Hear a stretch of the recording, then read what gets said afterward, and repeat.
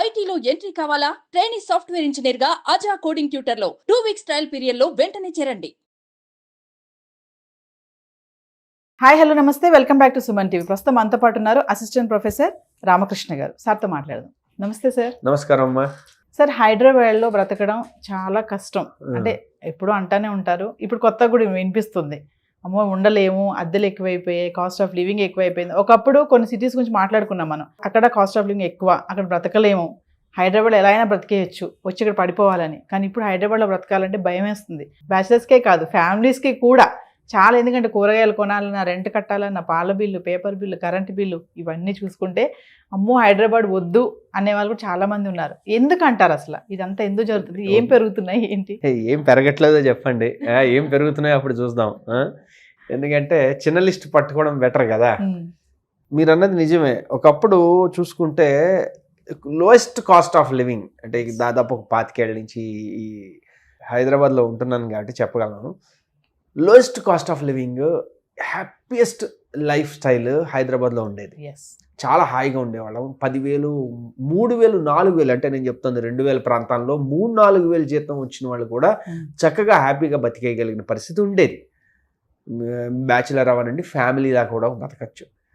అయితే మనం అది అంటే ఉదాహరణకి చెప్పగలను, టాప్ 10 ఎక్స్పెన్సివ్ సిటీస్లో హైదరాబాద్ ఉండేది కాదు. ఓకే, 2024లో ఒక సర్వేలో 5th పొజిషన్లోకి వచ్చింది కాస్ట్ ఆఫ్ లివింగ్లో. అంటే ఇది ఉండేది మనకి జనరల్గా తెలుసు, ముంబై ఉంది, ఢిల్లీ ఉంది, చెన్నై ఉంది, బెంగళూరు ఉంది. అఫ్ కోర్స్ ఈ 4 టాప్. సో 5th హైదరాబాద్కి వచ్చింది.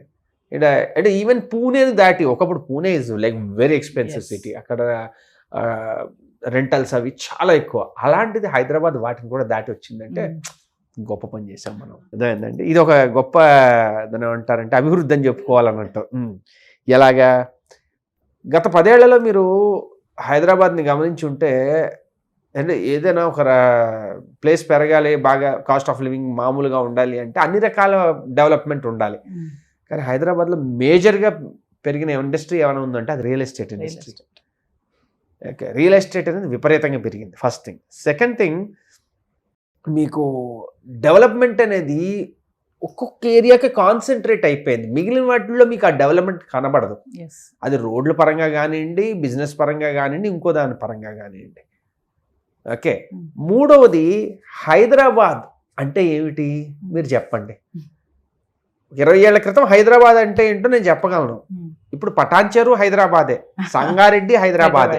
ఇంకొక 30 ఏళ్ళు 40 ఏళ్ళ తర్వాత బహుశా తెలంగాణ మొత్తం హైదరాబాదే అవుతుంది. అప్పుడు ఇంక వేరేగా ఉండవు. ఎందుకంటే ఇది విస్తరించుకుంటూ పోతున్నారు. విస్తరించుకుంటూ పోతూ ఉంటే ఏమవుతుందంటే దాని ల్యాండ్ వాల్యూలు ఆ రేంజ్లో పెరిగిపోతూ ఉన్నాయి. ల్యాండ్ వాల్యూ ఎందుకంటే గ్రామ పంచాయతీ నుంచి వాళ్ళు ఏం చేస్తున్నారు, జిహెచ్ఎంసీలోకి కలిపేస్తున్నారు, గ్రేటర్ హైదరాబాద్ అంటున్నారు. సో ఏమవుతుంది, మీకు ఎప్పుడైతే అది పెరిగిందో ల్యాండ్ రేట్లు పెరిగిపోయి, ల్యాండ్ రేట్లు పెరిగాయంటే రియల్ ఎస్టేట్ అది పెరిగిన మరుక్షణం కన్స్ట్రక్షన్ కాస్ట్ ఆ రేంజ్లో పెరుగుతుంటాయి. దాని పరంగా రెంటల్స్ వేరే పెరిగిపోతుంటాయి. కాబట్టి ఇది మొట్టమొదటి మేజర్ పాయింట్ మనం అలా అర్థం చేసుకోవాల్సింది. Hyderabad is no more that very happy city for cost of living. అది ఒకప్పుడులా కాదు. ఇది మన వాళ్ళు కూడా మంచి పోటీ ఇస్తున్నారు. కమింగ్ టు రెంటల్ అన్నారు కాబట్టి ఇది పెద్ద సమస్య హైదరాబాద్లో. రెంట్లు కట్టలేక సడన్గా రెంట్లు పెంచేయడము, మళ్ళీ రెంటల్ ట్యాక్స్ అనడము, అసలు బ్యాచిలర్స్కే కానీ ఫ్యామిలీస్కే కానీ ఈ రెంటల్ అనేది చాలా పెద్ద బాధ అయిపోయింది సిటీలో. ఇది ఎక్కడ అది మనం జాగ్రత్తగా గమనించవచ్చు అంటే 2020 కరోనా పుణ్యమాని, అంటే అంతకుముందు ఉండేవి కానీ కరోనాతో ఏమైందంటే చాలామంది ఈ లాక్డౌన్ పీరియడ్లో వాటిలో ఎస్పెషల్లీ బ్యాచిలర్స్ వాళ్ళంతాను ఈ పీజీలు అవి ఖాళీ చేసి మరి వాళ్ళు వెళ్ళాల్సి వచ్చింది. అంతా వర్క్ ఫ్రమ్ హోమ్, ఇక్కడ ఉండి వీళ్ళు ఇచ్చి ఏం చేయాల్సింది లేదు, అందుకే వెళ్ళిపోయారు.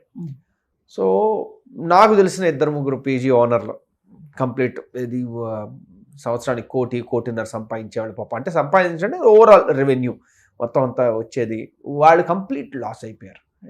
సో 2 ఏళ్ళు దాదాపు కంప్లీట్ ఉపాధి కోల్పోయారు. అలాగే చాలామంది ఇళ్ళు ఖాళీగా ఉన్నాయి, ఇళ్ళకి వెళ్ళిపోయిన తర్వాత లేదంటే ఏదైనా. సో ఈ కరోనా ప్రభావం తగ్గిన వెంటనే ఏం జరిగింది, ఇప్పుడు ఇంక వాళ్ళు మొత్తం నష్టాలని భర్తీ చేసుకోవాలి. భర్తీ చేసుకోవడంలో ఒక్కసారి ఇష్టం వచ్చినట్టుగా రెంట్లు పెంచడం మొదలుపెట్టారు. అది పెంచేసరికి అది ఆబ్వియస్లీ ఎప్పుడు మనం సామాన్యులకే గట్టిగా దెబ్బ తగులుతుంది. బాగా ఉన్నవాడికి కొంచెం మార్పు ఉండొచ్చేమో కానీ మనకైతే మరి శాలరీస్ ఏమంత పెరగలేదు కదా. ఇన్ఫ్యాక్ట్ చెప్పుకోండి, చాలామందికి ఉద్యోగాలు కూడా పోయాయి, చాలా ఇబ్బందులు పడ్డారు. కాబట్టి ఏమైందంటే రెండు వైపుల నుంచి చాలా ఇబ్బంది కలుగుతుంది, ప్రెషర్. సో ఇతల రెంట్లు పెరిగిపోయి అవతల దాన్ని ఏమంటారు, దానికి తగ్గట్టుగా ఆదాయం పెరగలేదు లేదా ఉద్యోగమే లేదు.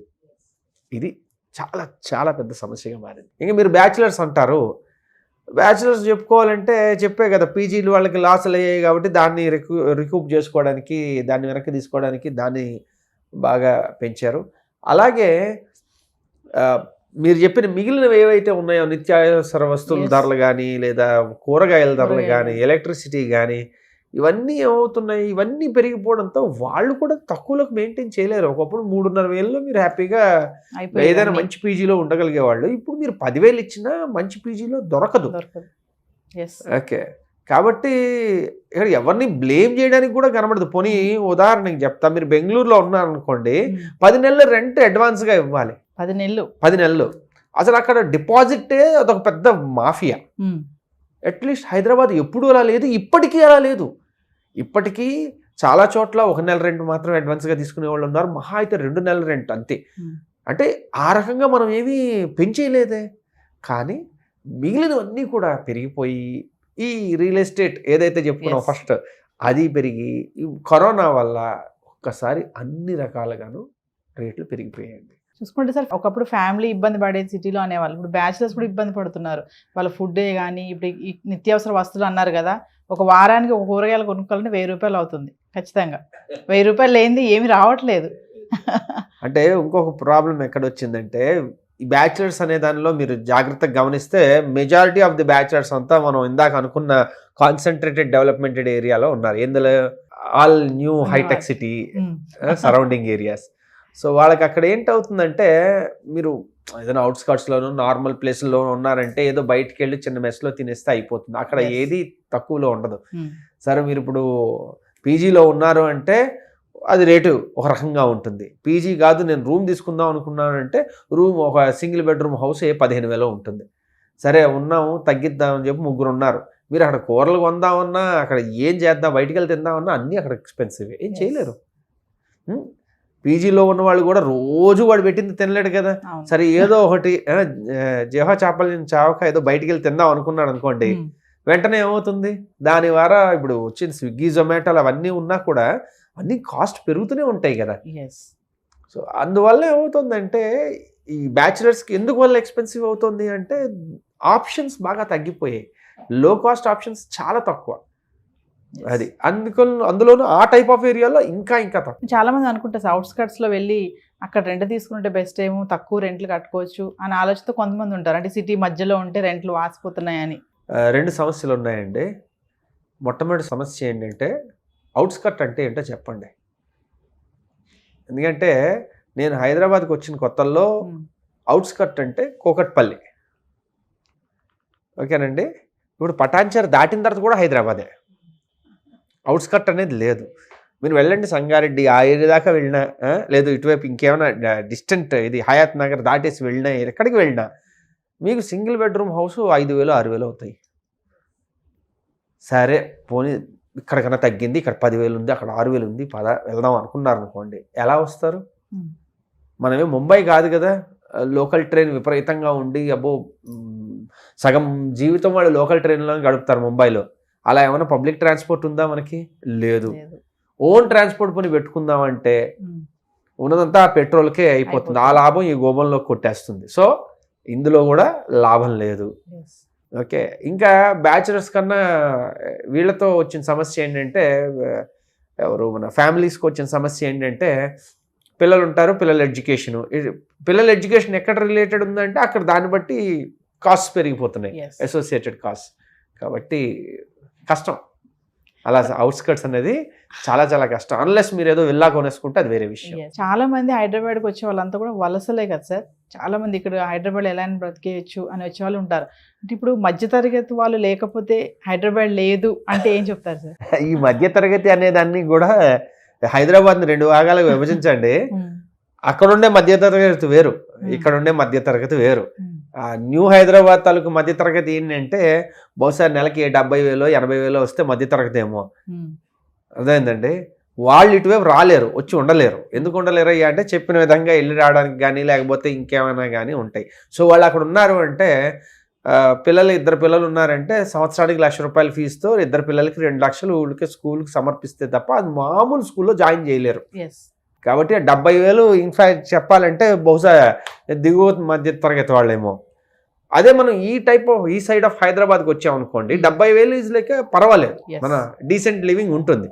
కాబట్టి మధ్య తరగతి అంటే ఏది? రెంటలో పక్కన మాట్లాడితే సార్, ఇప్పుడు ఎడ్యుకేషన్ హైదరాబాద్లో ఇది ఒక పెద్ద, అసలు పిల్లల్ని చదివించాలి అంటే ఎల్కేజీ నుంచే, ఒకప్పుడు ఇంటర్మీడియట్కి వచ్చినప్పుడు ఆలోచించేవాళ్ళు అప్పటికి కదా సర్లే టైం ఉందని. ఇప్పుడు ఎల్కేజీ చదివించాలంటే కూడా చాలా ఆలోచించాల్సి వస్తుంది, లక్షలు కట్టాలి ఎల్కేజీ నుంచే.